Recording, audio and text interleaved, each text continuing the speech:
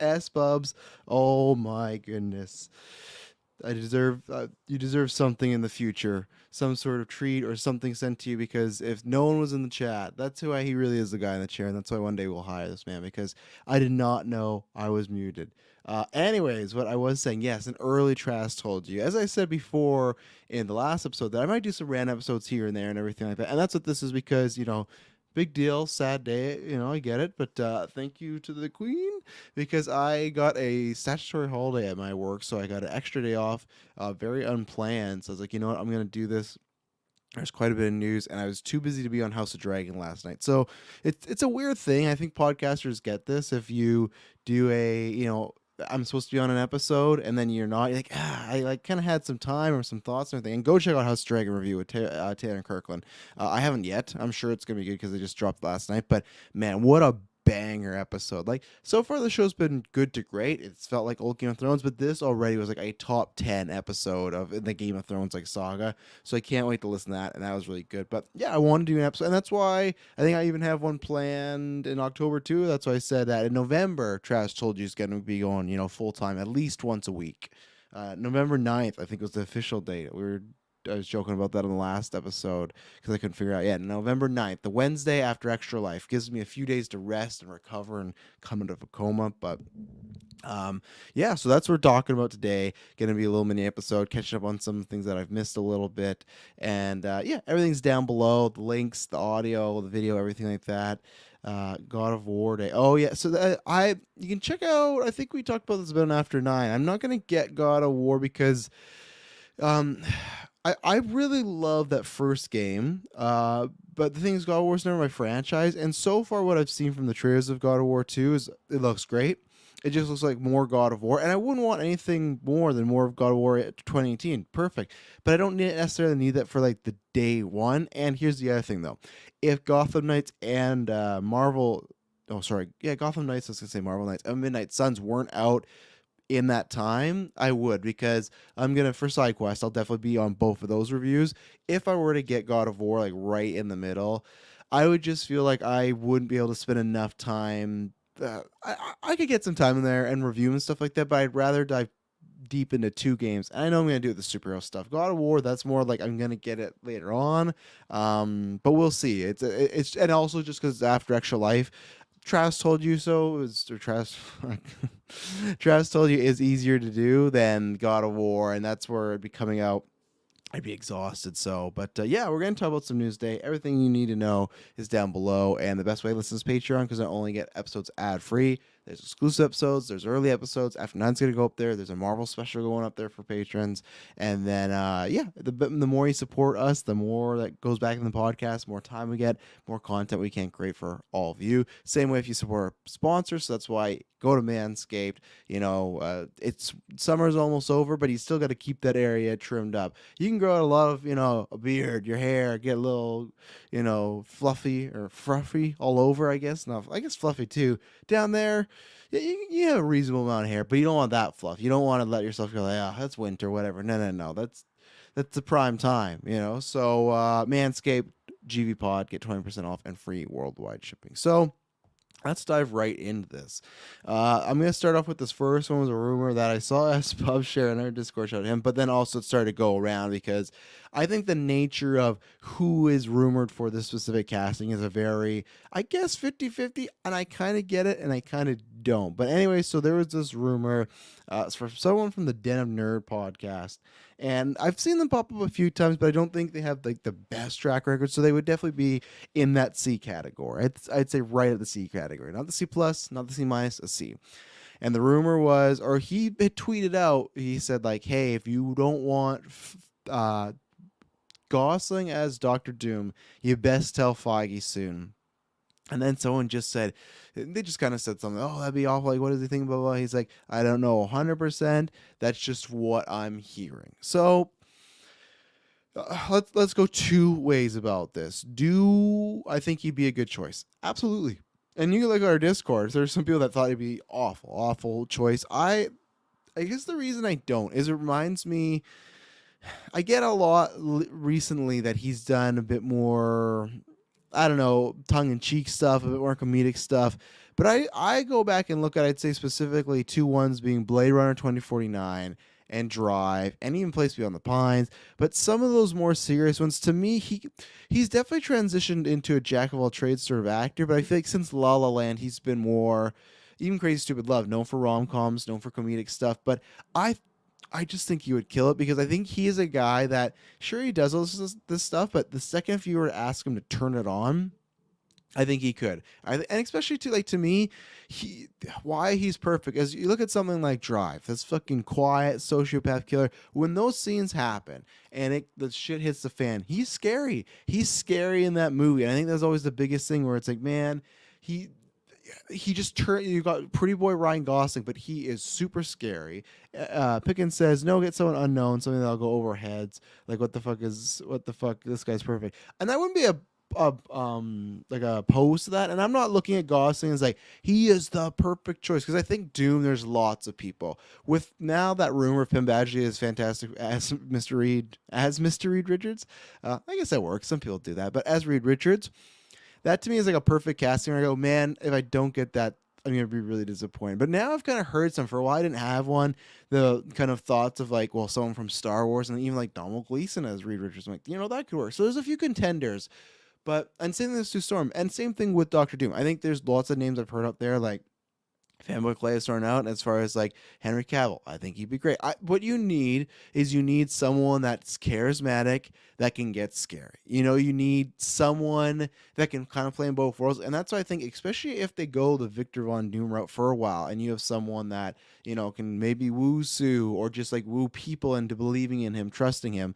That's Ryan Gosling. I think he could really play that up quite well. Like it's something that it's kind of inspiring, and it reminds me a lot of when Ben Affleck was cast as Batman. Me and Kyle from formerly Dynamic Duo and GeekVerse, we didn't have GeekVerse at the time, but I remember we worked at Best Buy, and that was one of those things that was like Twitter hated it and everyone online hated it. Me and Kyle like, no, this could work. Like this is gonna be good. And it's just so funny how Batfleck's become such a big thing for people. But it's like, no, I see it. Like I see how he can get there. And there's still other choices for Batman I would have had the time.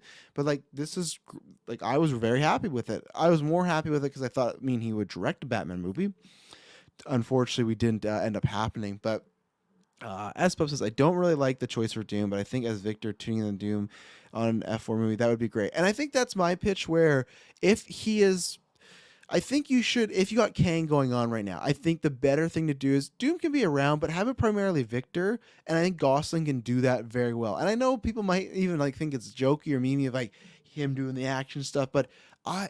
I just, and maybe it's because Drive was 11 years ago, and I'm going to be watching it soon because Drive is one of my fucking favorite movies. It's not my top 10, but man, is it a good movie. That's just like, if you talk about aesthetic, a vibe I just want to live in, that's it. The music, the cinematography, the colors.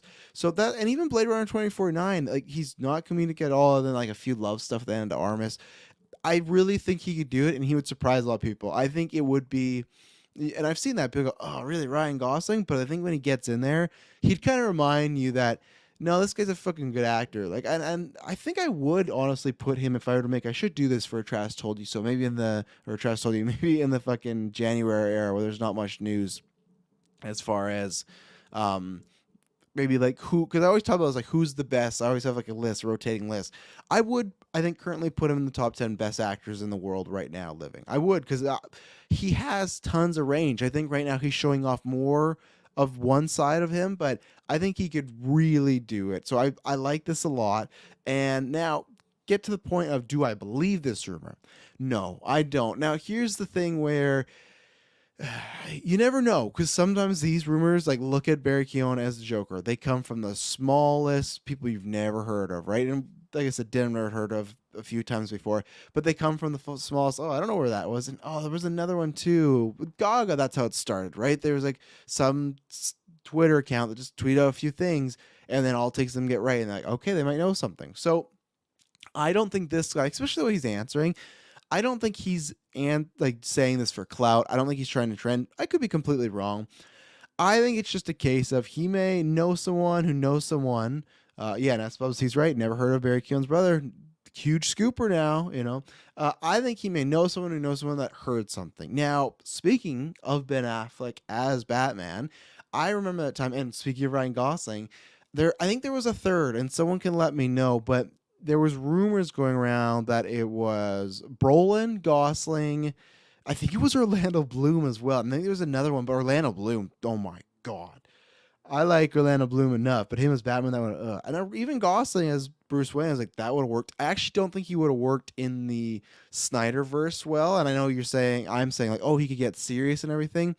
I think that Gosling does work better in a world where there's like a little bit of a little levity. Now, do I want that necessarily from Doctor Doom? No, but it's the MCU, and you can kind of expect they're going to have a little bit of that, right? So, um, it's funny because there's all these people rumored, and then Ben Affleck, the choice kind of came out of nowhere. Now, and like I said, I told that story, I support everything like that. And then years later, Brolin talked about how, yeah, he was talking about all this stuff, and they never made it clear if it was a him choice, Snyder choice. Like, they never are going to be like, most actors aren't going to say, yeah, they didn't like me, and they went a different route. And I think he might even said, like, oh, they went a different route, but it was fun to talk on everything like that. So I could believe that he is a name thrown out because we live in a different era now, right? And, I don't know, because you got Kang and Thanos. Those are the two we have as like the big bads, right? Thanos was introduced as just a nobody. He turns around, oh, it's Thanos. Comic fans excited, blah blah blah. But still, when again, talking about Josh Brolin, when they cast him, it was still a big actor. So then you got Jonathan Majors as King, who I don't think is a big actor, but they gave he's growing. Don't get me wrong, but I mean, like, big actor to me is always, do your parents know? If they only watch like a couple films a year, if they know, like a Ryan Gosling, they know that it's Josh Brolin, they know who that is.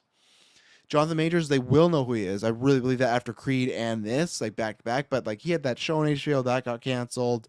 He's been in a few things, but I don't think he has hit that level yet of, oh, I know the face, I know him right away. But they did a different route. They gave him a whole sequence to introduce his character, where Thanos was that like, oh, here he is. So we've seen them do in different ways. And with Doctor Doom, I think they would maybe want a little bit of a oomph, a little bit of a, hey, it's a end credit scene of Wakanda. There's a mask. Takes off the mask as Ryan Gosling. Now, saying that, it's funny.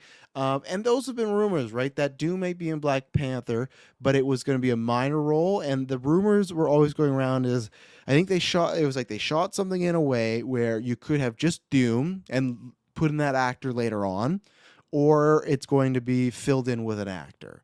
And even the casting right now, that doesn't mean they're going to be fit like Gosling. If let's say he gets cast, I don't think he would be in Black Panther 100%. I do believe the Dune ones because I talk about this all the time with me and Chris. We cover those rumors a while back ago, like in the first 6 months, I think, of Marvel Alliance, which is over 2 years now. And they came from a source. They came from a source that was an asshole, but that source is also the first one to put out the Toby and Andrew news, you know? So it doesn't matter sometimes, unfortunately, where the news comes from. If they get stuff right, you got to go, okay, I believe it. And it's just, I've always thought too, like it's set up like the Doom War type of storyline perfectly. So I buy that he's there. Do I buy that there's an actor playing him? That I don't know. I think you could go either way. Just the mask itself, like Thanos, that works. And do I buy that Gosling? No, but I'm not ruling it 100%. I would say I'm like a 70-30 as far as the believing him as being Gosling and stuff. I believe Gosling that he's Gosling. I believe Gosling that he's Doctor Doom because I feel like he's a name that's been talked about, especially if the Black Panther scene is just um, the end credit, a fill-in. They don't have to be casting for that. It could be, hey, it's Doom, and then we're casting for Fantastic Four. Because I could believe, again, that Fantastic Four is being cast currently, and that's why they're talking about him or other actors. Just because it's 2024, and just because they didn't announce it at Comic Con. Same thing even with Penn Badgley. You know, like, let's say he could be cast, but it's like if they want to do the whole, um, uh, like, big cast reveal, even if it leaks, they're going to wait. So I really think that it will be.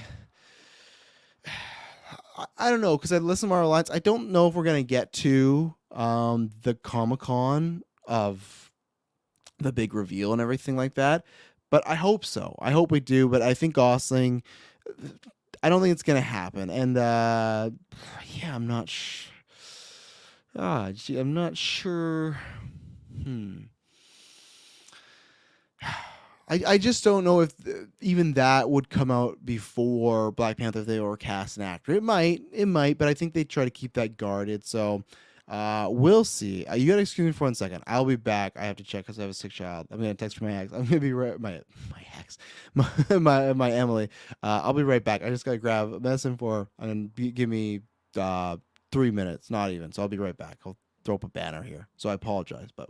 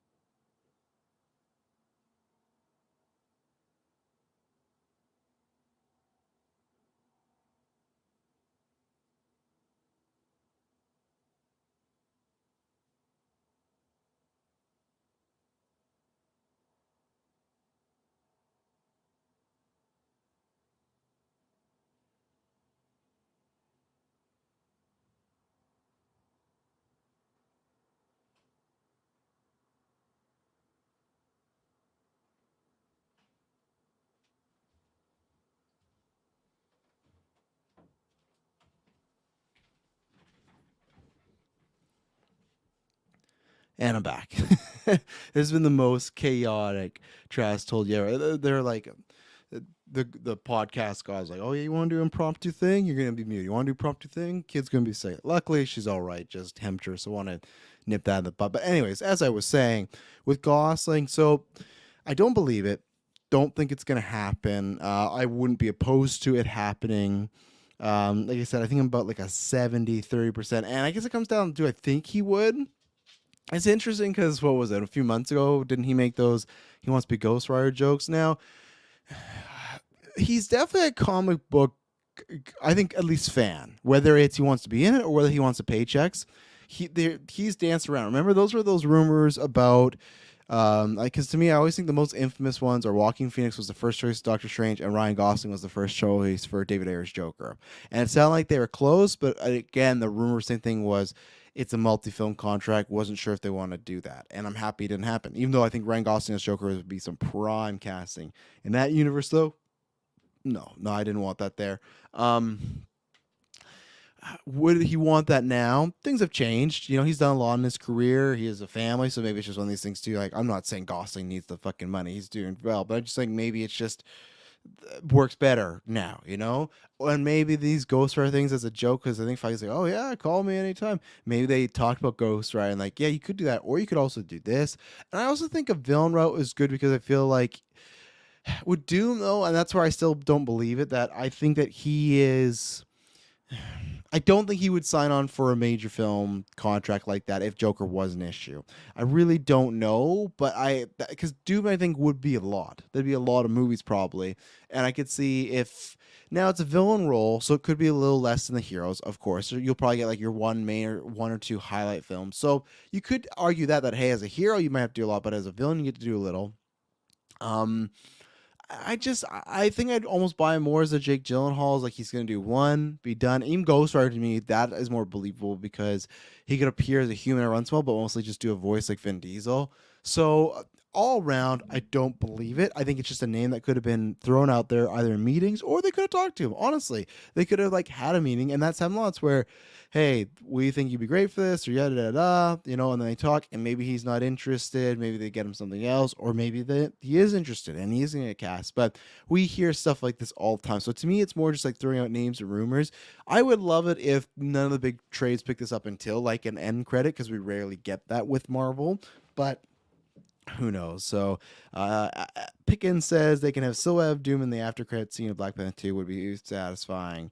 I think enough. I think just the hey, Doctor Doom is you coming, then that works. I think fans would get hype. Sure it's a silhouette, but at least like with X-Men, which I don't think needs to come out anytime soon.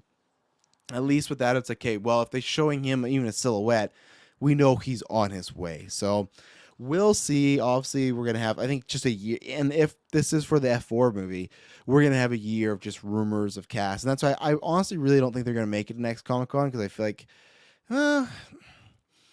the only thing they had to me that has going for it, what they talk about Marvel Alliance and just this theory, is that you have stuff like Kate Bishop where, what's her name? Haley Steinfeld was cast a while back ago. And she was even filming in Hawkeye, and they would not announce it. They would not announce it, and then they announced it at Comic-Con. So I agree in that sense, where I think actually Brendan and Chris could be right, where the official announcement. But like to me, it's like it is an announcement. But Haley Steinfeld playing Kate Bishop, it's not a shocking thing to announce at Comic-Con when we see photos of her on set. It's like the luster's kind of gone. So I would rather them get ahead of it and before we get a fucking them in a parking lot reading a script, them doing costume settings like Toby and Andrew are different. I would rather the big official announcement, and that's why I just do fucking Marvel Con or Avengers Con. Do it sooner, because now it's like you'd have to wait till Comic Con or D23. Do something yourself, host another El Capitan event. But we'll see. We got a year full of these rumors, and I'm excited. This is the stuff that I like too, because it's just like once they cast Fantastic Four, that's it for a while. They could be it for like a decade, 20 years of not getting these rumors. So it's fun to hear different names and stories, and sometimes they're true, sometimes they're not. But it's very much like that's the sports aspect of comic books, where it's like, are they going to sign? Are they going to do a trade? All those sort of things. Like that's the stuff for me that really, really works. So.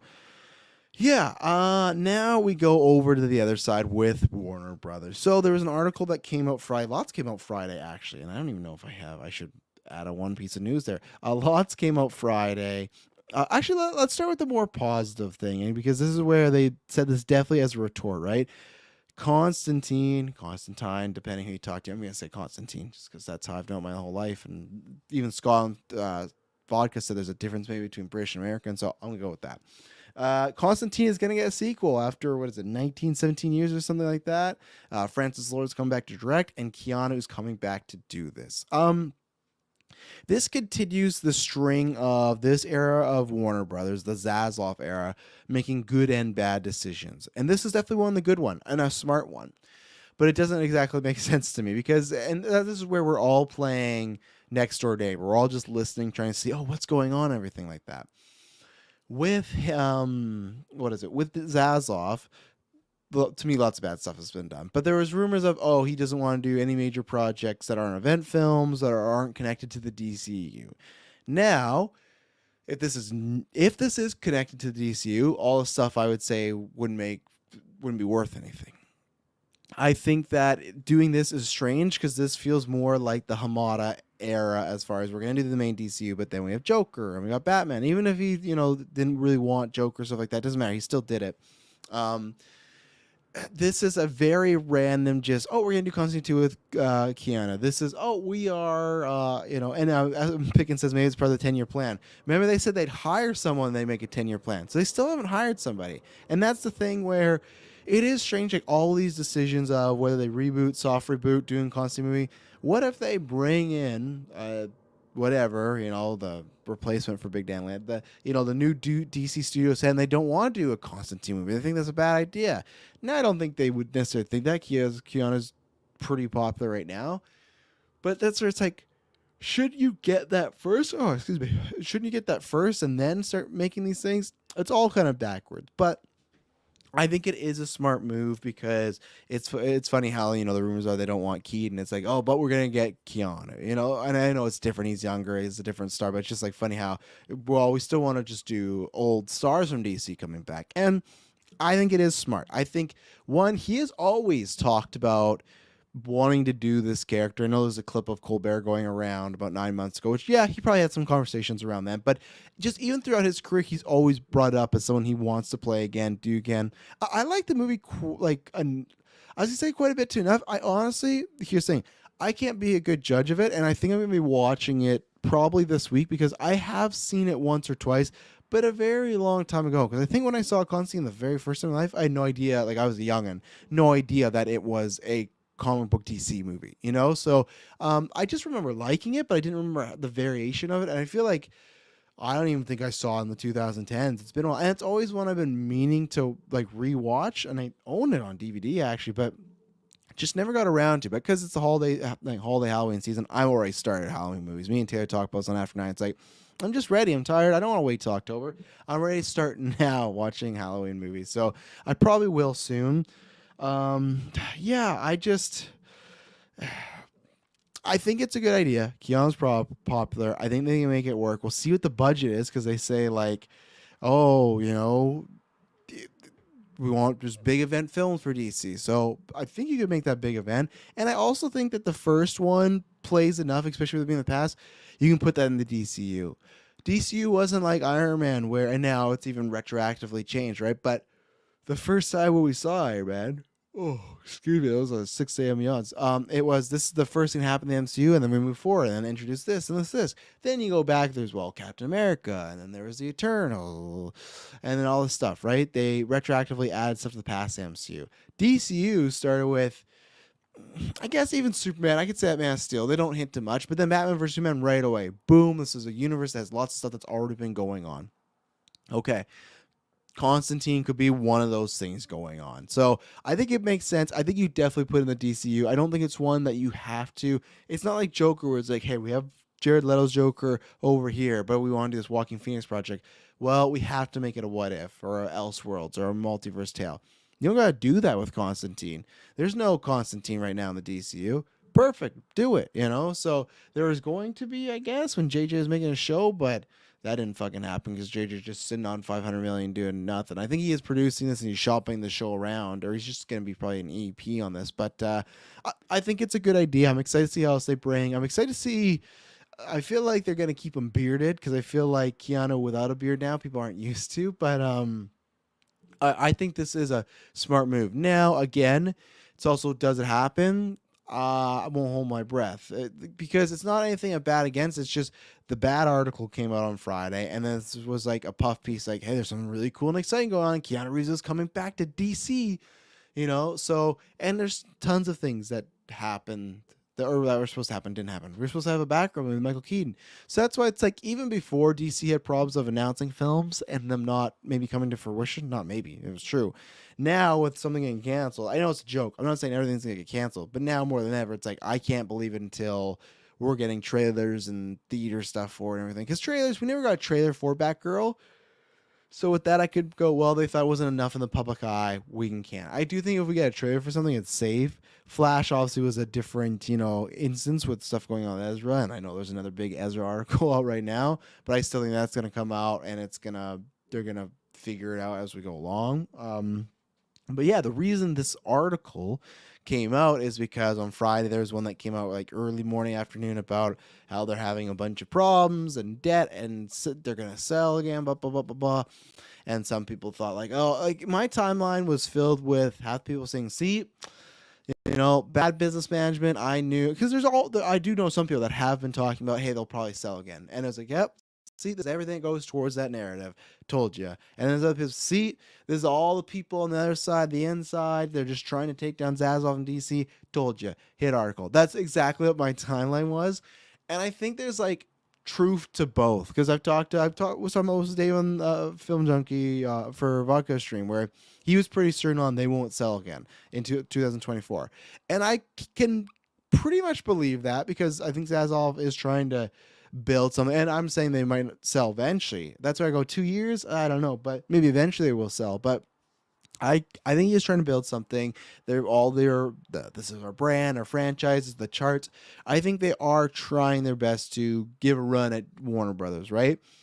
But with everything that's happening, especially with Warner Brothers since 2016, 17, I can't look at you and say, oh yeah, they're gonna not for sure not sell. Anything could happen. They could easily sell. It's like it's been just a shitstorm that studio of what's gonna happen. But the rumors were that people or insiders, and again, that's what the article is more like people's thoughts. But it was like thoughts on the situations, who would be the suitor to move forward and everything like that, right? The thoughts were that would be NBC Universal, and it's tough because they cite the debt, which they knew about going in. Apparently, there was more debt than they knew about, but still there's things where it's like, okay, it was bad, and it was always going to be bad until it got better. Can they make it better? Is Zazoff's decisions going to make it better? I think that's where myself and not other people are sold. So that's why also for me, I tweeted this out like, I'm officially done with and I'll get excited, but I think I'm officially done with being very looking forward to who's the DC studio head, what's their plan, because I don't really think they got much of a plan, and I think it's just going to be, there's a chance it could not go out, or they do it for a little bit, and then they do sell. I think there's a chance. This one's I'm very 50-50 on. But the suitor was Universal, Comcast, NBC, but primarily Comcast because they're the big money makers.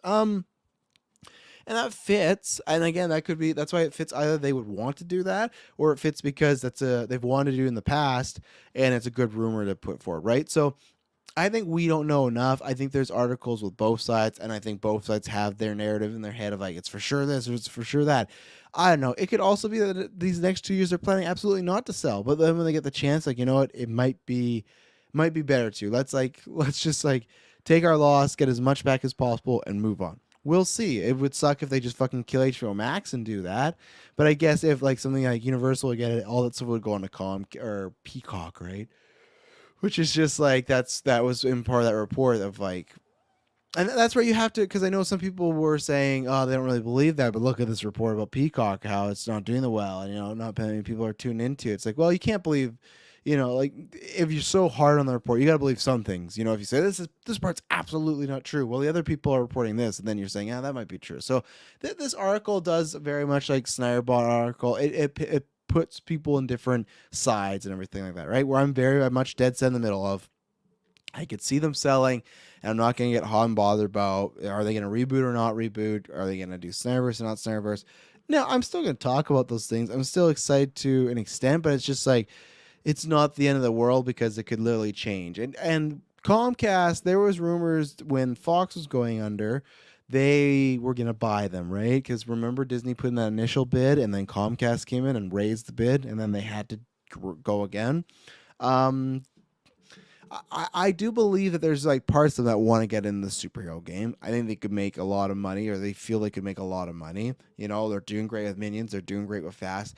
I don't think it's the worst home, and it's weird to think like go on a piece of paper. I won't today, but just like put down and like see who could buy them, and it's still very few.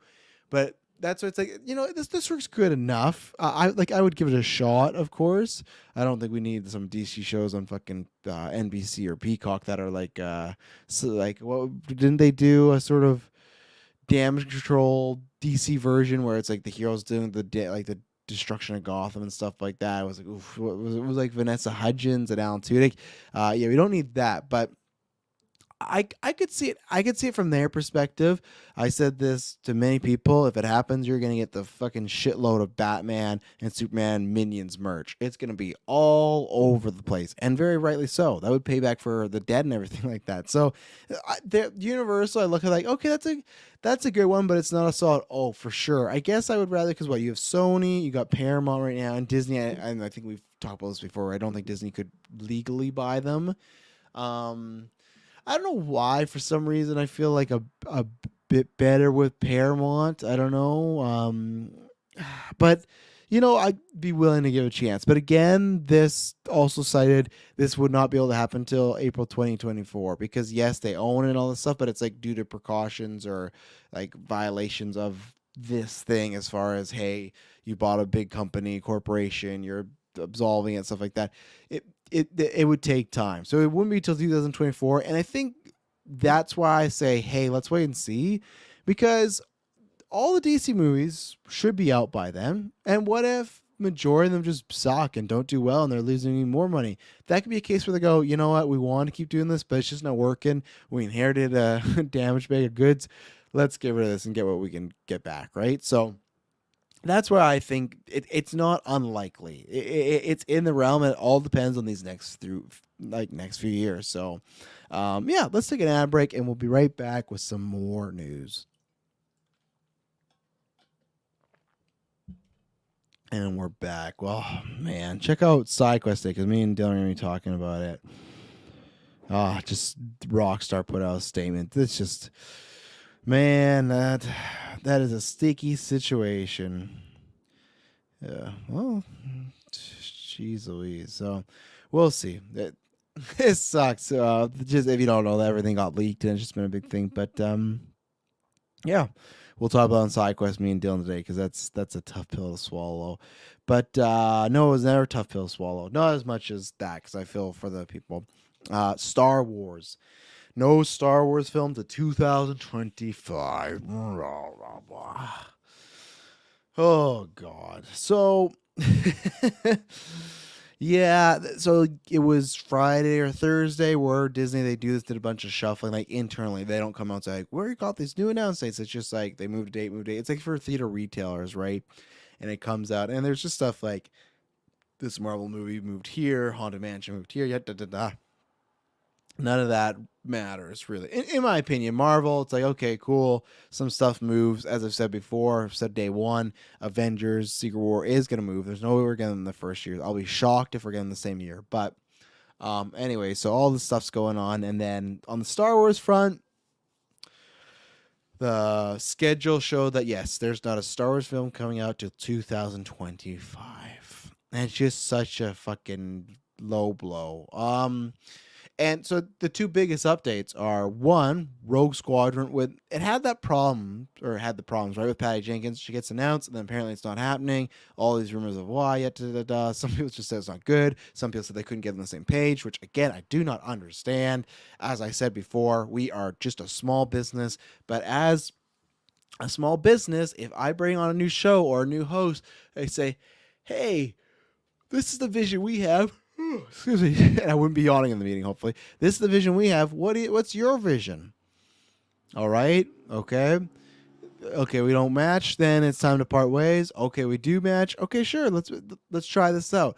This is the thing where it's like, in podcasting is different, right? Because over time things can change. But for me, with Marvel Alliance, it's been going 2 years. Chris is host that. He'll be host that for foreseeable future. I go, okay, this is what the show is. You know, this is what we're doing. And he's been doing that. Now, let's say it was just for 1 year, though, even. And that's really what GUA was. Like, we were planning on going further, but it was like, let's do this, see what happens after a year. Luckily, it grew, and we're still growing, stuff like that. Thank people for checking out the podcast network. But it's the same thing. Like, let's say it went 1 year. It's like, well, we did our job. Obviously, movies work different because there's an end date, right? That's what I don't get. Podcasting, the full-time jobs, studio heads, I understand visions changing, things like that, because that happens over time. But this directing gig, I don't know how it's always just comes down to, oh, we weren't on the same page. How did you not have meeting after meeting, conversation, and be like, hey, what do you think Rogue Squadron is, Patty? Okay, and then Patty go, what do you think Rogue Squadron is, Kathy, or the rest of the team? And it all sucks too because Kathy, she just always sells such a fucking bill of goods. Like I remember after Solo or before Solo, it's like, oh, we're going to be announcing a next Star Wars film spinoff, and then Solo bombed, and then they didn't because they backed it up. Same thing, we're going to be having a woman directing a Star Wars movie very soon, and I think she said that like after Last Jedi, and what Last Jedi came in 2017. And this was like such a great get with Patty. And we talked about this before, but it was such a great get with Patty. Now, yes, Wonder Woman 1984 happened, but I don't think it's like the worst thing in the world. I don't think it should be director jail, not direct Star Wars. But before, when all those shenanigans happened, it was like, well, they're putting on the back burner to figure it out. It was still on the schedule. Gone. Not on the schedule anymore. That thing's dead. Never going to see the light of day. Maybe, okay, with Patty, it's never going to see the light of day. Maybe it'll be a Disney Plus series that, and like Star Wars, I think is very lucky that DC and Warner Brothers exists because I do think sometimes now after the Batgirl thing, I was like, okay, I can never say Star Wars is as bad as DC, and I can't. Even though they kind of did something similar, right? But still, that was just the two directors who, some rumors say it was the right call. Some people say it wasn't, but you've heard both sides. Same thing as Batgirl, right?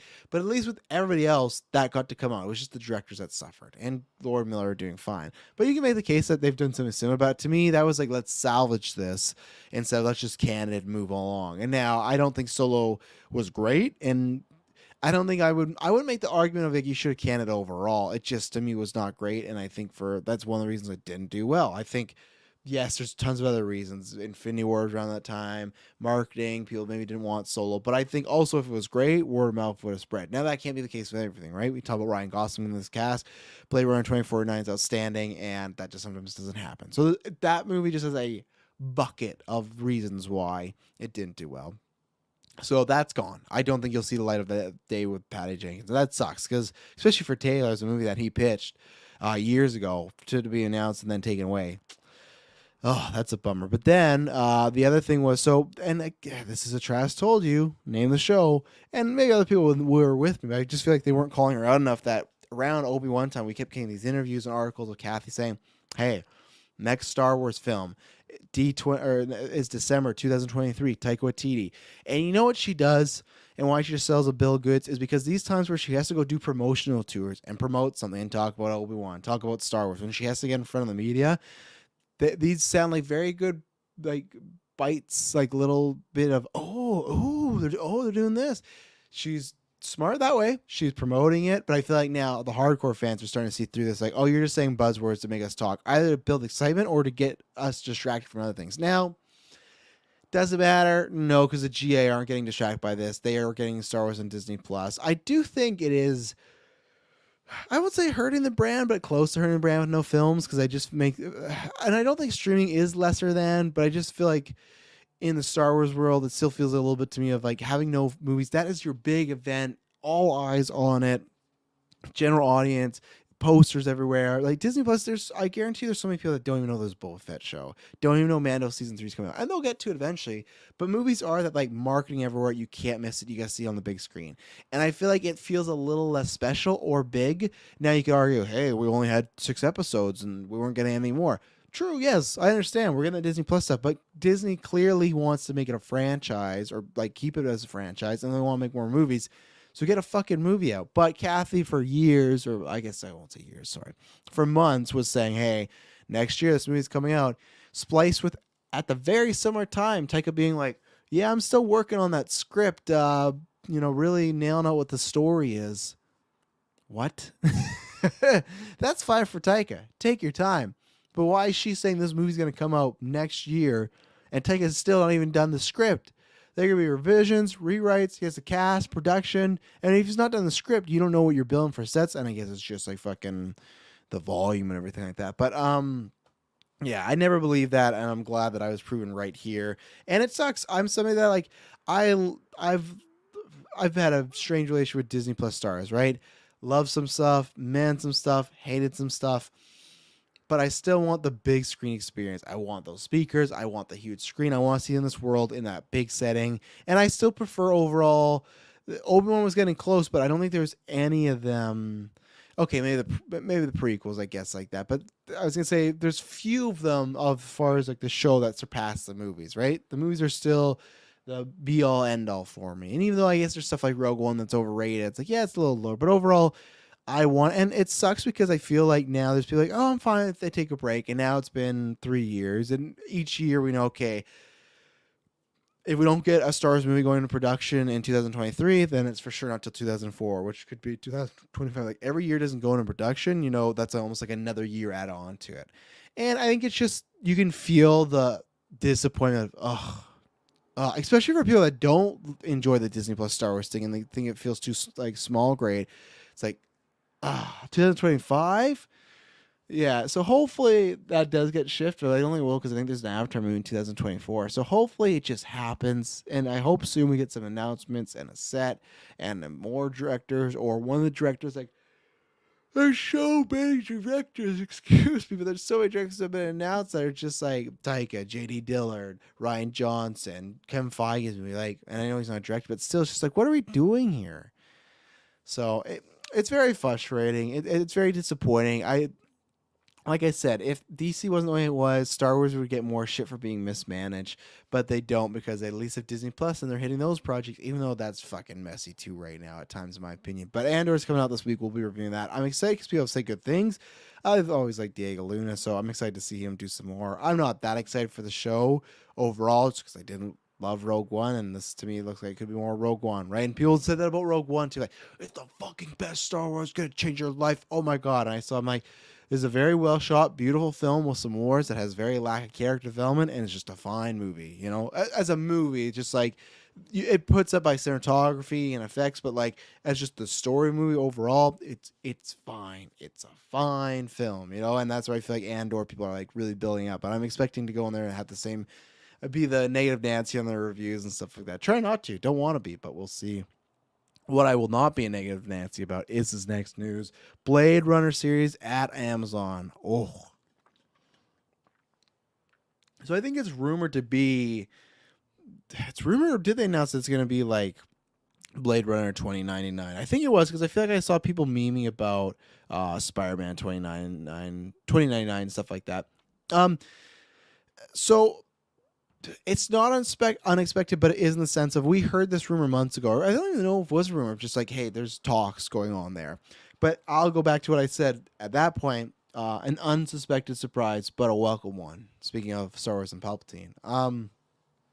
Happy it's like getting greenlit, and I'll just kind of recount my thoughts before that. I'm very surprised it's happening, but Amazon, I think, is the only place this can happen at, for two reasons. One, you need the budget, you need it to look good, and brings the power. For majority, I'd say 90% of it looks great, and even 95% looks great. This very fantasy, big world needs to look lively. Blade Runner is the same way, and I've been using this example with She-Hulk.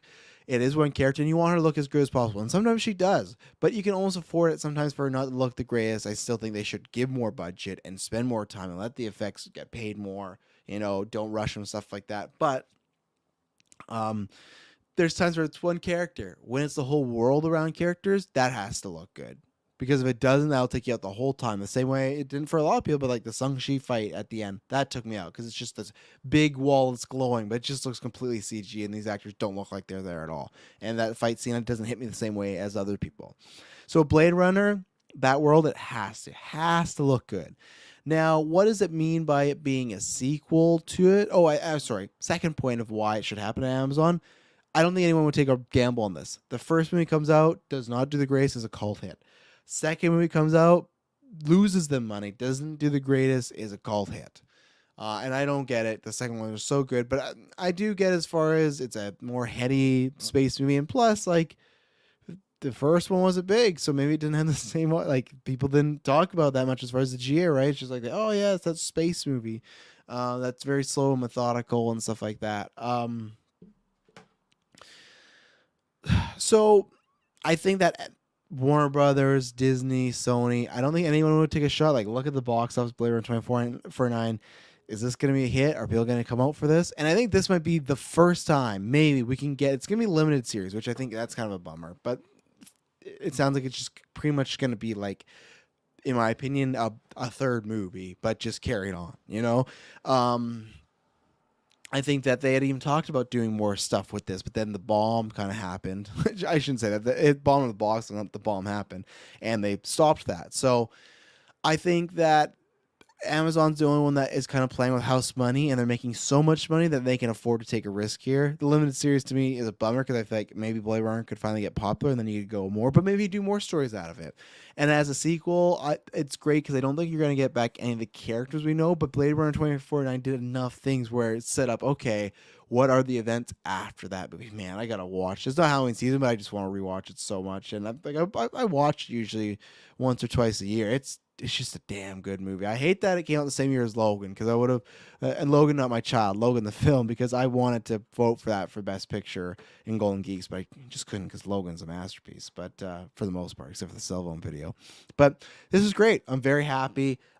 This is going to be appointment viewing. We'll be reviewing this. We already reviewed Blade Runner. We did 2049, so we'll probably release the classics of it. But Ridley Scott's producing. I can't remember the showrunner. I don't think there's anyone I know and of too much note. But yeah, very excited for this. This is a top chain, top. I don't know. Top 10 for sure, maybe top 5 of future projects coming out that I'm excited. And we got some good stuff coming out, like Rings of Power is happening. Last of Us is coming out soon. So they're doing the fall Amazon series. Amazon, I know Last of Us is not Amazon, but I just like, there's a series I really want to see. And Amazon, they're really hitting on some stuff. I'm like, this is a good idea. So we'll see. The quick hits. The quick hits, I should bring up the box office because I don't know exactly what it was this weekend. I have a few of them, but let's see, because I know Pearl did like 3 million. Okay, here we go. So box office, The Woman King 19 million, Barbarian dropped from 1 to 2 at 6 million, had a 40% drop. That's a pretty good drop considering. Yeah, because what, it was like 10 million last week and then 6 million. The hype, you go check out our review. I disagree, and it's funny because now same thing as I was talking about earlier with Ryan Gosling, where I see the same narrative as me of people seeing it and being like, this isn't Malignant crazy. Like, there's a few people that I've talked to, but it's still good. So definitely go see Barbarian. It's a fun time in the theaters, but you got Barbarian. Oh, and I think I've been lying. Barbarian's not even it's a 20th Century Fox. No, I think we talked about that in the studio. That feels like A24, but it's not. And then you got Pearl at 3.1 and See How They Run. I don't think we even got that here. Bullet Train's still in the top 5 with 2.5 million. And then Top Gun is still at 6th place with 2.1. DC Super Pets, The Invitation, Minions Rise to Gru, and then Moon Age Daydream cracking the top 10, a documentary cracking the top 10. But that's going to happen right now in these ages, right? Where it's August, September, like movies are coming out, but not massive ones. So that's why even Super Pets is like still making a little bit of money. So, Woman King, that's great for that. I'm excited. I'm going to see it, but I feel like right now it's tough because when you get all these films like this, Pearl, Moon Age Daydream, there's so many stuff I want to see, and it's like the combination of we have all these shows happening, and that's where in October, when more stuff comes out, I'll probably be seeing more of them again. Even stuff like Do Revenge, which I saw, which I really, really liked. I don't think I'm doing a full review here.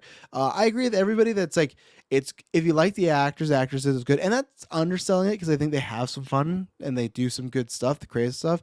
And I think this, like, I'm stealing his review, but S-Bub's put it the same way where the movie was sitting at a certain number for him, and then an element gets introduced and it jumped up, but then the ending happened and went back down.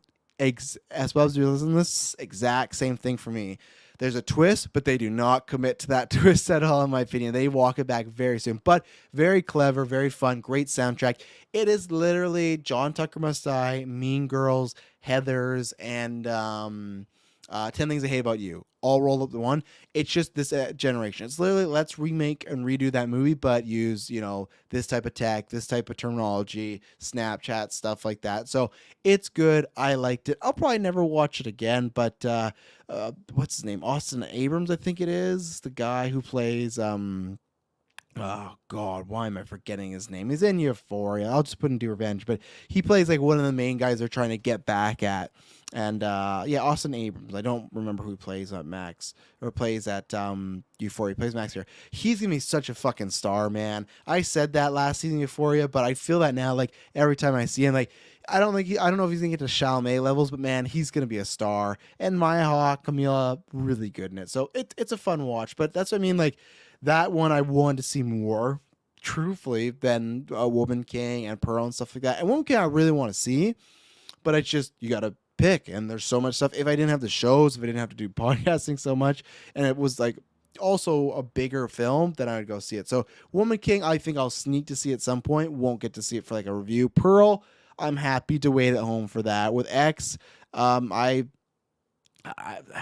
X did enough for me to show I don't need to see Pearl and what is her God? What's her character's name? Is it Maxine or what is it in X? Because they're doing that third movie, which is really cool. Like I know people, I think a few people thought like, oh, why are you like excited about this idea? It's like, yeah, Maxine with three X's. They literally announced that you got this movie, Pearl, which is a prequel, and then they're going to be doing a third movie called Maxine, and it's a sequel to X. I'm like, if you love X, this is great. You're getting a whole trilogy announced within 12 months of each other, so I'm very happy for the fans. That's great. And I'll check out Pearl. That to me is just VOD. I don't need to go to the theaters. And I liked X enough, but not enough where I need to go see in theaters. And Moon Age Daydream, same thing. It's like I really want to see that.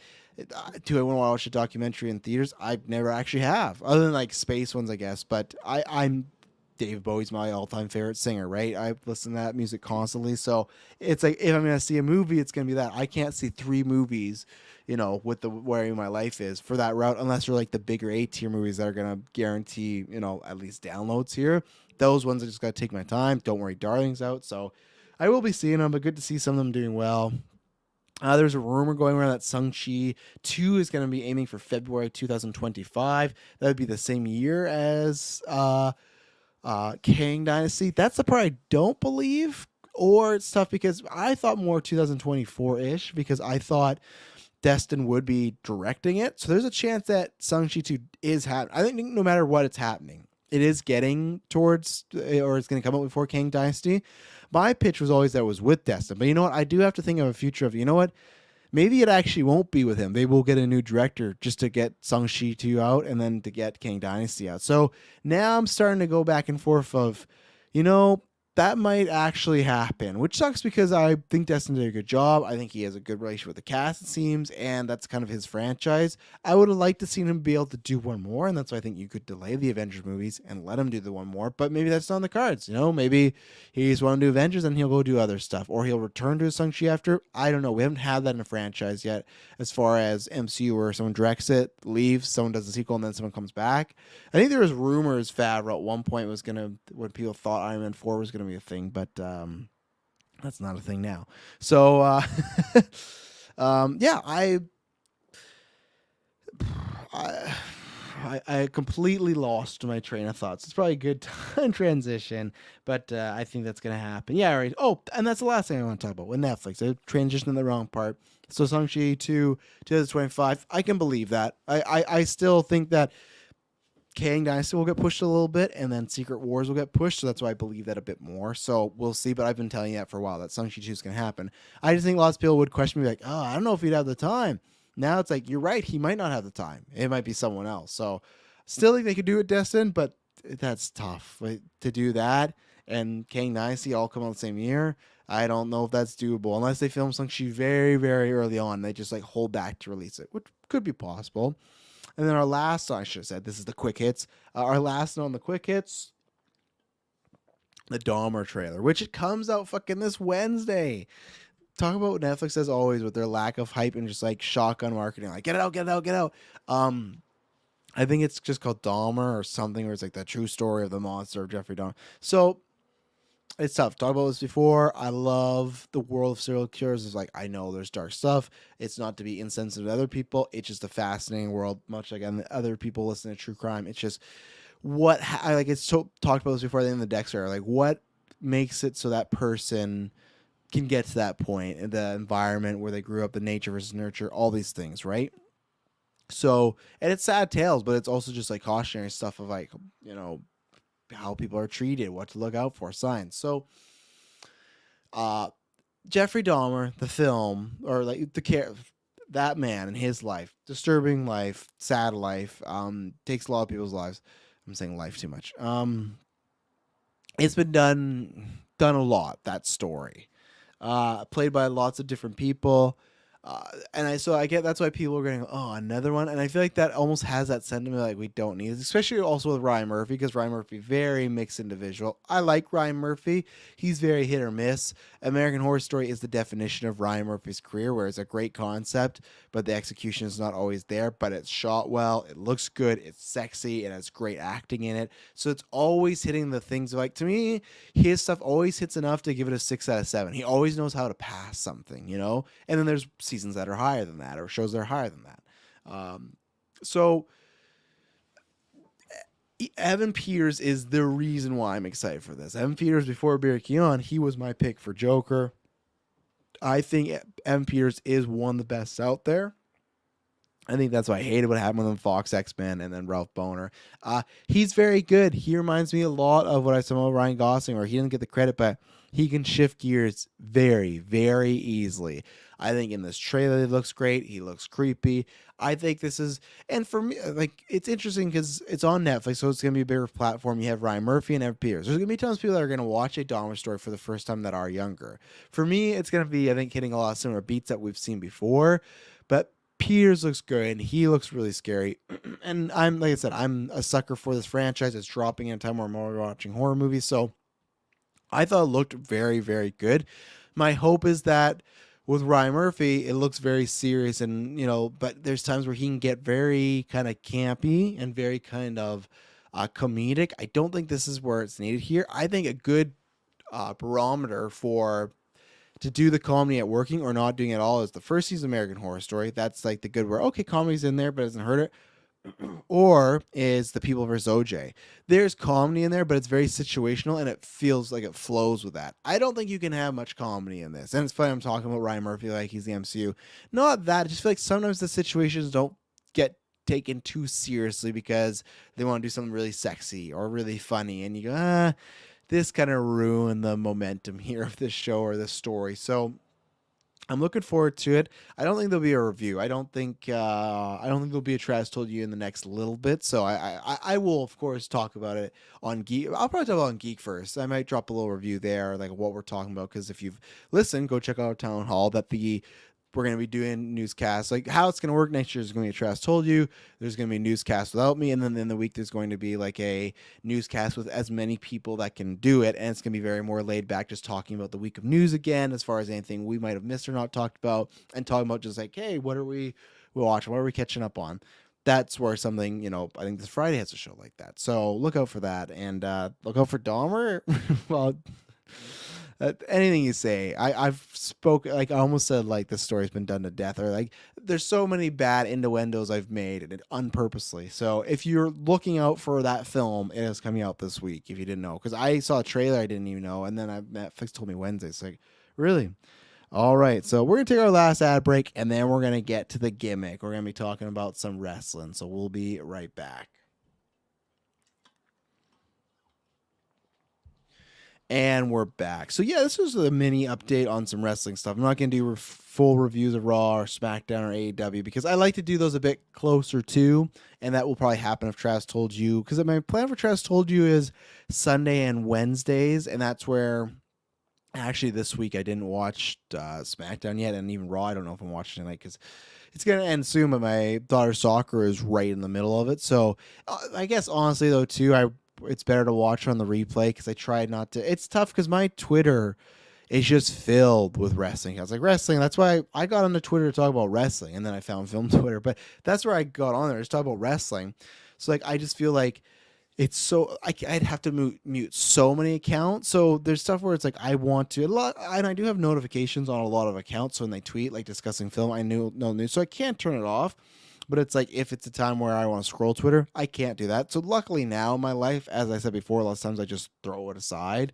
But it feels like around the time of wrestling, that's the time where it's like I'm cooking something, and that's where I could scroll because like I'm just killing some time. I'm cleaning up the house because it's usually that's some time in between when the girls come home. So it's like I'm alone. So that's where it's like that's when I'm usually on the phone because like I should be doing something, cooking, working out, or I'm just killing time. And that's usually when I'm on Twitter now is when I'm killing time when I'm and not bored in the sense of I sit at home and look at it in the sense of okay, I'm on my lunch break at work and I got nothing going on. I'm waiting for this pass to boil. And wrestling is just I'd have to mute everything and stuff like that, right? So that's but I do prefer watching it without commercials because now that WWE is better, it helps a lot, but still it's a 3-hour show. That's a lot of commitment. So anyways, no Raw, AEW. I think they're all doing good to great shows right now for the most part, which is a good thing. And like I said, hopefully next year we'll be doing the wrestling show. I'll get to talk about more then. But uh yeah, I don't know if there's even any. I feel like this week they're all having building shows. This week's huge because I got the Arthur Ashe show, right, with Moxley and Bryan. And I guess I should start there, where there's a lot of stuff going on with that tournament. I wasn't a fan of the selections and Moxley Bryan, and it's interesting because you had Punk who was gone with injury, and then you had Bucks doing their tag team thing, but then you had Omega gone with injury. So Moxley and Bryan, who I guess Bryan was injured, but when he wasn't injured, he was doing the storyline with Mox and matches with Mox. So it's a good one to run back. They're gonna put on a great match. I'm gonna enjoy it. It just feels like I kind of been there, done that. It feels like we didn't need to run this back so soon. But again, we have to because all the shit that's gone down, right? With the suspensions right now, there's not really been updates. There's been people been back, but the main four, Bucks, Kenny, and Punk, and I guess you could say Steel, but who you can see visible bite marks on Kenny Omega in the public right now. Fucking crazy. Just crazy that the guy bit him that hard so you can actually see like bruising there. But him going, just saying, fuck it, I'm going to Japan. He's getting scanned to be in the Yakuza video game. He's meeting out with Kota Ibushi, part of the Golden Lovers, and it's just like this like great like love tag team story in wrestling. So it's like, okay, it's great that they're reconnecting. And not that they were not friends in real life, just like it's great to see two friends hanging out and stuff like that. So it's been interesting that we've had no word, and I wasn't it's strange because I know it's probably a small amount, but it's probably bigger than we think of. Who are the people that watch wrestling that aren't online at all? I think there's enough of them. So the fact that you had a pay per view, and then 2 days later, Tony comes on and says, "We're stripping, the AEW World Title and the Trios Title have been vacated. No reason, no injury, unforeseen circumstance, just they've been vacated." It's kind of weird, but I do understand that lots of people can say, hey, the reason it's quiet and kind of weird is because there could be like lawsuits and legal stuff going on. But I still think like even to unforeseen circumstances, like it's just weird. Like, nope, it's stripped. So that's kind of strange. I didn't know if I liked that. I didn't know if I loved the tournament. I didn't know if I loved the finale of Moxley and Bryan. Even though I know it's going to be a good match, I just thought you'd say that because I always thought with the Combat Club that they did the storyline where it started as them heated, right? And then it's like, if we bleed together, we can team together. But it almost felt like eventually that was going to turn, that the egos or just who wanted to be the better man was going to get in the way, and that could be the breakup of the group, right? Because even when Regal made them shake hands after the fight, technically they bled together, so they should be a team, right? No, they still were very, like, I don't know if I want to team with this guy, stuff like that. You could say that Regal made them turn to get into the team, but they're fighting for the title. And again, I want them both away from the title picture because I was liking when we're getting like Bryan and Moxley versus people or the trios match. Like, I want the Blackpool Combat Club to be more of a unit again. I really miss that like 6 months ago, that storyline. That's the most I was into Moxley. And I was a huge like Moxley fan before Independence. I was a huge Ambrose fan, WWE. And I like Moxley a lot, but I just thought like I've said before, as a champion, that's the stuff where it's more like less interesting to me. But the stuff he was doing, Bryan and the BBC, was fantastic. So that's gonna be good. We got Jericho versus fucking Claudio for the ROH title. That's gonna be fun. And then we got the Acclaimed versus Swerve in Our Glory again. Just set up for the Acclaimed to win because I think Tony's like, I should have made them win the pay per view. Still should have called the audible. But It's good. It just feels like we're in this loo right now. MJF being back is a huge, huge help because he is must-watch TV, and the ratings since the pay-per-view have been good. They haven't dropped. They've been like a constant like 1.2 or up and stuff like that. They're like their best 3 weeks or something. I think it was like last week that every segment was over 1 million. So it's doing good. It's doing well. It's just for me, it felt like that first show after pay-per-view to me was not good. You know. Wow, this is early for a live show. That is purely Nikita's because I got kids. So then after this, I'm going to be watching the kids because unfortunately I got a stat today, but my lovely lady did not get a stat. That's the way it worked for this one. So that's why. And that's why also, too, when Trash told you comes back in November full time, there's a chance that that's either going to be like later at night, like 9 p.m. East or Pacific time, or early mornings like this because it's either, I as I've said before, I try and do my podcasting when the people are asleep, with the people, my people, and just because that gives me some time to edit and stuff like that. So hopefully in the future, when I'm doing podcasting part-time, then I would go back to my 3 p.m. every day in the middle of the afternoon. But right now it just has to be like when I can do it, and stuff like that. So, but I hope you're doing well. Arthur Ashe gave me a good show, but it does feel like, and the other thing that sucks is because I feel like whoever wins between Moxley and Bryan, it just feels like a placeholder till MJF gets the title, which I want the MJF reign. I think that's smart to do right now, especially right now with everything going on, suspensions. We don't know if Punk's come back, Omega, all of these rumors of Bucks and Omega talking to WWE. Some people say it's true, some people it's not true. I think it's definitely I don't think it's true in the way that people are making it sound like, oh, they went to Triple H and said, are you looking for... No, I think it's just they text somebody and that somebody talks to somebody and they're like, yeah, there's still a place for you, man. Like, come over. And if we lose the Elite, that is, I think that hurts AEW in the long run. I legitimately think that could be the start of the end of the company because that was the backbone of it. So like I've said before, I love Punk. I think it's better to lose Punk than the Elite, in my opinion, because the Elite, I think, have more years and it's just the foundation. Already losing Cody felt weird as far as like, man, he was one of the starters here and he's just gone back. So it's a mess. It's still in limbo, and that's why in the title thing, it just feels like in limbo till we get the MJF. So all the stuff, it's still good wrestling and there's some stuff going on. But it just feels like it's a waiting period. And hopefully these suspensions, we learn things soon. But I don't know. Probably pay-per-view time because I feel like Tony's going to want to start selling that pay-per-view. So probably in, October, November. But, and I guess this legal stuff too. As I said before, I hope there's just a Zoom call or a meeting that everyone can sit down and go, hey, all around, a lot of bad, dumb shit happened, stuff that shouldn't happen. Let's talk it out. And let's please just avoid legality. Let's avoid that, please, because that's just going to be a mess. So... that's what's happening in AEW. There's tons of Bray Wyatt returns. There's always tons of Bray Wyatt returns, right? And it's funny because I listened to Sean Ross Sapp, who's Fightful. He has like the biggest wrestling Patreon, and he's like, him and Dave Meltzer are the A1, B1 as far as the scoopers right now, right? And he had said on his podcast, like, I'm thinking probably October. And then even his co-host was like, people are going to run with that, right? He didn't put it as report. It was just his hunch. But at one point, he was like, yeah, like it was like a 40%. And he's like, it's like a 50-50. The last show, he said 80%. And I know he's not running this as a report. I know he's not saying it's actually happening. But the fact that his percentage has gone up and he even said like, I could see October. That means I think people have talked to him and he's heard things and he just doesn't want to say anything official yet, or he wants to get a couple more official things before he puts out the report.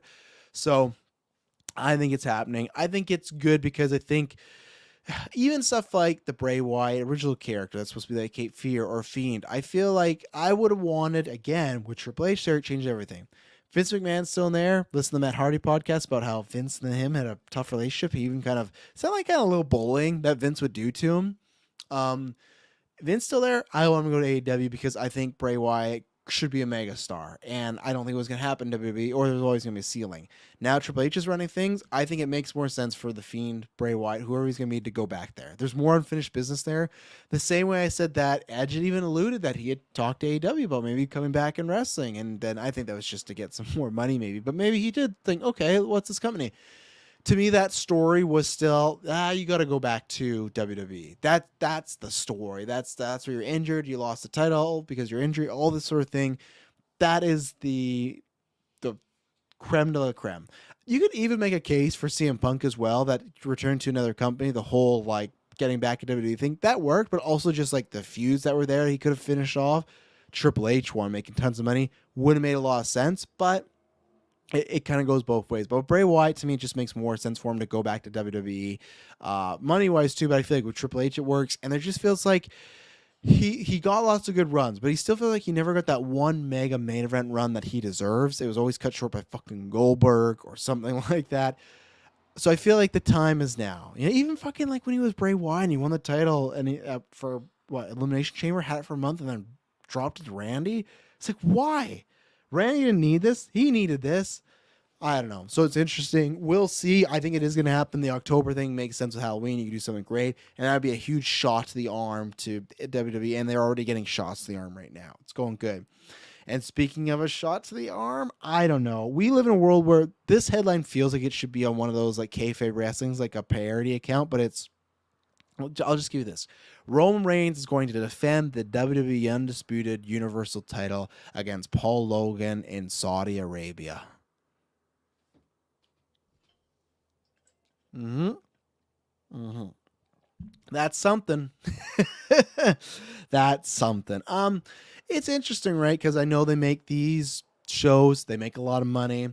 It's very controversial because you do two cases, right? Of that country does a lot of bad things. You shouldn't be overdoing these shows, but it is also that there's not everybody's not a bad person there. Things like seeing women wrestle is something that is, you know, can be inspiring to the women there because for a while it's like, hey, you couldn't wrestle, do this stuff, so you're seeing these women in power. It's a whole 50%. I think if I had my druthers, probably say no. I would prefer not to, but either way they happen. And I don't think I feel like I've watched one, but I feel like for these reasons I didn't watch them just because I was like, now if I start doing the wrestling podcast, I'm gonna have to watch them because that's where you can say, oh, it's hypocritical. If I start a wrestling podcast, that's coverage, that's the show. The same way with like Don't Worry Darling coming up, it's like there's some bad shit that's happened with Olivia Wilde that I would not support in real life. Like, yeah, and like I don't support it, but it's like, well, it's part of the deal, it's part of the podcast and stuff like that, you know. So same thing where you got to cover it because things gonna happen there. But honestly, I think this is a smart place to do it because I don't know how the live crowd would react. In America, I think Roman would just look like a complete baby face, and if there's like a lack of chemistry, because Logan Paul looked good, right? That was a few jokes like a week or two ago that Dom Mysterio was doing the Three Amigos and Bray could do him, and Logan Paul was wrestled one match, did him like a fucking pro. I'm not a fan of the guy. I know a lot of people that aren't.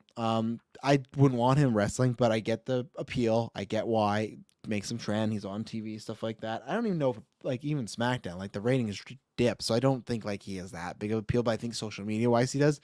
So I get why they do it, and he's athletic. He's I don't want to say natural, but you could almost make that case of like when you wrestle a match, like wow, pretty good. So the thing is, I think this is actually smart because in America, one, we don't know how the chemistry is going to go, so it could end up being a bad match. I think it's going to go fine, actually. I think he's athletic enough that Roman's going to lead him to at least a decent, solid match. With the crowd, though, I think Roman will be a pure baby face. And they're doing that right now, Logan Paul. Logan Paul, he wrestled the first match wrestling as a heel. He felt like a natural heel. When he did that Eddie Guerrero taunt, he just looked like a piece of shit. Like he knew what he was doing on purpose. That's where the money is with Logan Paul. And they're doing this little run here. Don't know why. Don't know what the idea is. Like, we're going to do the baby face for Logan Paul, if it's a him thing. With Saudi Arabia, I don't know what the numbers are. They were notorious for asking, we want to see these wrestlers wrestle, and some of them were dead and from like years ago, so they're kind of out of touch. They just go, what's the most popular? But Logan Paul's social media has great numbers in Saudi, whether it's Twitter or YouTube. It makes sense. And I think the crowd in Saudi will act accordingly. It feels like they don't go into business for themselves, which I'm not trying to say that's a bad thing. Cause like you could say the thing, well, they don't think for themselves. It's just the narrative. Sure, you want wrestling, but like there's a time where, you know, some crowds are going to cheer for the bad guy and boo the good guy because they like that character more. I think in Saudi, they're going to, because Logan Paul is the good guy, they will cheer for him. But you never know. But that's where in America, that would never happen. Never happen. But to me, I think it's going to be a good to pretty good match. I think Logan Paul's going to surprise again, unfortunately. I think he's going to show that he can do this.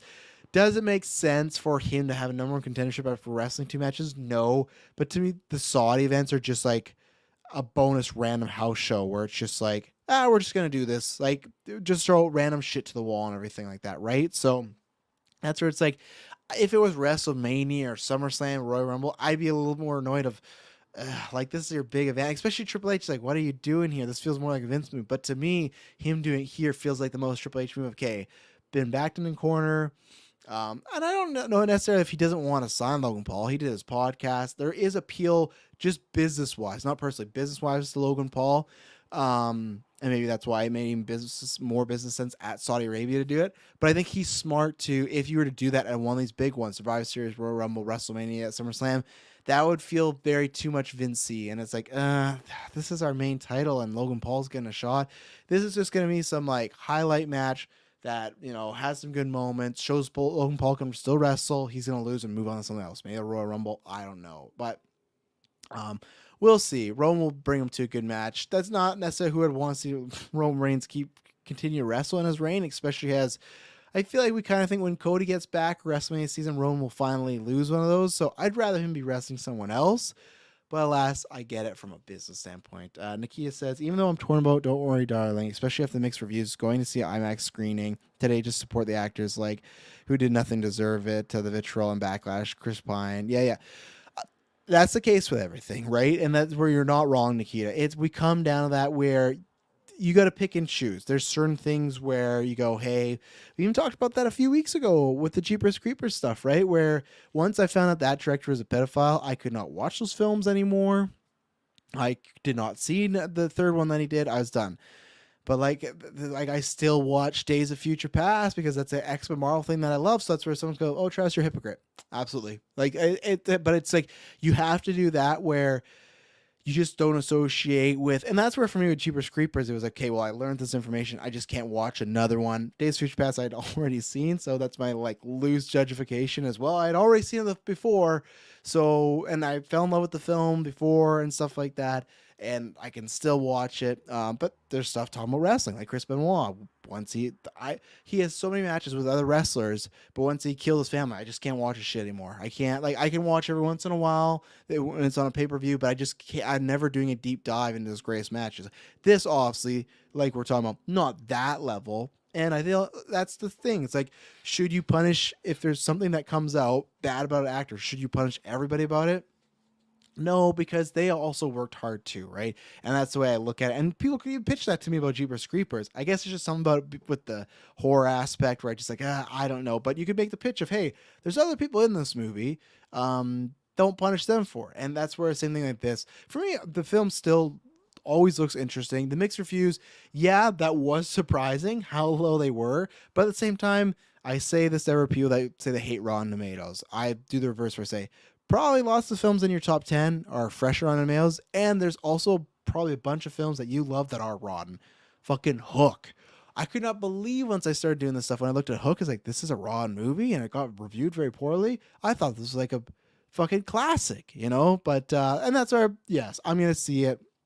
And the same thing with Saudi Arabia. It's like, I'm supporting the wrestlers and that brand when I watch. I still skip those shows when I was not watching or when I just watched the pay-per-views. But now if I'm going to be covering it and watching WWE, which I'm loving most of the time, full-time now, that's the justification. But I still don't feel good about it. It's still like, I wouldn't prefer them to do this in this area. But then there's a case of, well, there's all these other reasons why too it is for good. But this has been Travis Told You. Thank you very much for, it's an early one, but enough people to jump in the chat. Again, a huge shout out to S Bubs who at the beginning of this podcast let me know that it was muted. I would have been livid, and it was my mic has never done that before. It's switched setting before. There's a thing called echolocation where it's supposed to make your mic sound better to cut everything out. It does. It makes it sound boxy. It auto adjusts your volume all the time. So that's usually what happens. But lots of times, this is the first time it's ever just swapped to. It was the computer mic for StreamYards. And thank you, SBuzz, because fuck, I would have been pissed if I just record a whole show for nothing. And because we're going on an hour and a half here, longer than I thought. So thank you everyone to tune in to this kind of impromptu Travis Told You. I'll be back this week with a lot of other casts, but wanted to throw this down. Big thank you to everyone that listens and supports us on the feed or on Patreon. And I promise when you hear from me next, it'll not be boring. Oh my God, I can't even hit a button. Have a good week.